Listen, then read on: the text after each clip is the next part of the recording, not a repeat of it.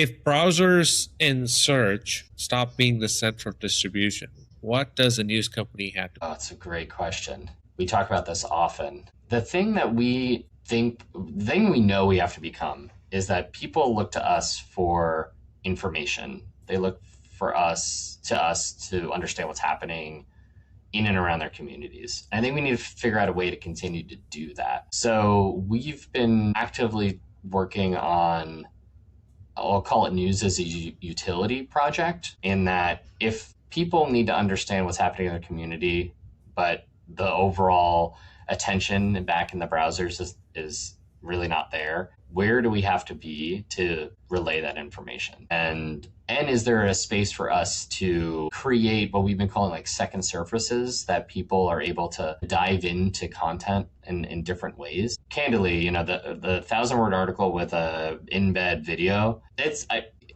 people are still engaging with it, obviously, but the consumption of video has changed so much, especially as you look at Mhm. Instagram and TikTok. We're trying to figure out, how do we tell that quality journalism in a immersive experience, and have been testing some really cool things with our local reporters and getting people to dive into the content a little bit more versus necessarily having your traditional headline and letting the user follow their journey. We're trying to figure out, how do we be a little bit more personalized for those people. And I think that ties back to some of this, what we were talking earlier about membership and subscription, is we're really looking to, if a user wants to find out what happened yesterday, how can we do that and tell them within 30 seconds? Or if they want to stay longer and really dive into that content, they could do that. And that's where we're looking to go.